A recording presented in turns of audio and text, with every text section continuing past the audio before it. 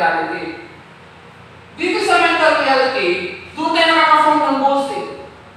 Yung goal natin, ito yung goal ko, naisip mo, di ba? Ito yung gusto ko mangyari, goal. So naisip ko yun, pero itong goal na ito, nakapasok yan sa blueprint eh. Nag-reprint yan sa blueprint. Kaya lang, ano kasing goal yun? Depende sa'yo. Meron tayong good goals, may bad goals, di ba? Kung ang goal mo, magnakaw, di ba? Mangurakot. Bad goal yun, di ba? Natural.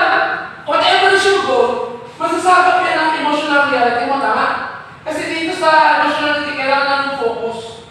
Kaya ma-emphasis ko dito ang good feelings at saka good thoughts para ang magiging focus natin maganda. Magkakaroon ka ng good feelings kasi maganda yung focus mo. Wala kang masamang intensyon. Hindi ka nang umurakot. Gusto mo pag kumita ka ng pera, pinaghirapan mo talaga sa tamang paraan. Sa legal na paraan. Sabihin, nagkapera ka kasi tinulungan mo ang mga tao sa mga produkto mo. Hindi yung mangurakot na nanakaw sa pera ng bayan, whatever, no? Yung mga ganun, hindi tunay na mayaman yun. Yung mga nanakaw sa pera ng bayan. Mga totoong mahirap yun sila sa totoo lang. Ang loob ng pagkatao na mahirap. Kaya dati pa, mawawala na ng yaman nila sa lahat. Kasi bakit? Hindi na nila totoong yaman yan, hindi nakakawala nila sa iba eh. At ang meron tayo natawag na universal laws na darating ang panahon tatanggalin din ang lahat sa kanila. Bakit? Yun ang laws ng universe. Kaya mas maganda magkapera sa tamang paraan.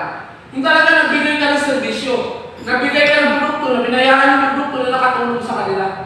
Kaya ang solusyon, tumulong ka sa tao, hindi para mangurakot sa tao. Magpapakyut sa tao kung nangurakot pala, diba? Ang idea lang dyan is, tumulong ka lang na sa pamamagitan ng produkto mo. And the more you help, na maraming tao matulungan, magbibigay sila ng bayad at rush ng produkto. Doon kaya yaman. Tamang serbisyo, nagbayad sila ng bayad sa serbisyo kasi maganda ang serbisyo. Doon kaya yaman. Hindi yung gumagawa ng kalokohan. Ang mga gumagawa ng kalokohan, parang kapela, kahit million pa, mawawala yan sa kanila. Totoo yan. Kasi may laws talaga ng universe. May tinatawag na law of karma. At nangyayari yan dito sa loob ng pagkatao nila.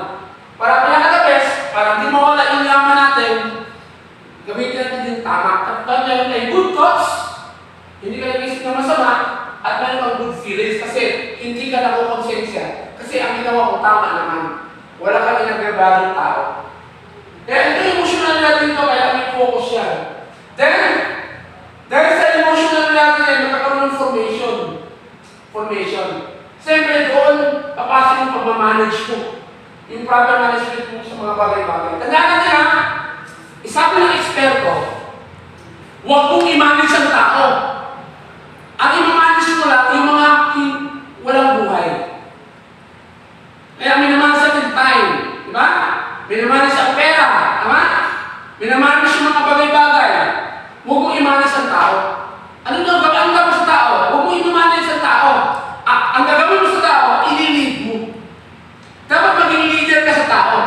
Kasi pag minanage mo yung tao, ikukontrol mo yung tao, ay may sariling buhay yan, tama? Dapat i-lead mo lang siya. So, we lead people, we manage things na hindi tao. Okay? Ganun yun. Yun ang sinabi ng mga eksperto na nabasa ko. At magandang idea yun. Okay. Sa itong good thoughts at good feelings na yan, para maging good thoughts at good feelings ang maramdaman mo at magkaroon ka ng ganang focus, kaya huwag mo kalimutan yung discipline.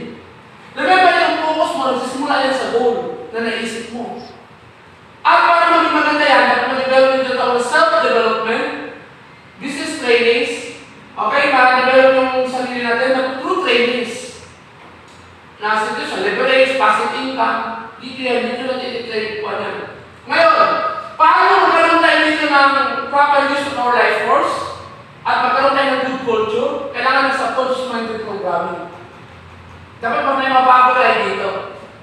Para lumamas yung gifts natin, magamit natin sa tao. Kasi yung gifts, yung genius natin, yung IQ, EQ, etc.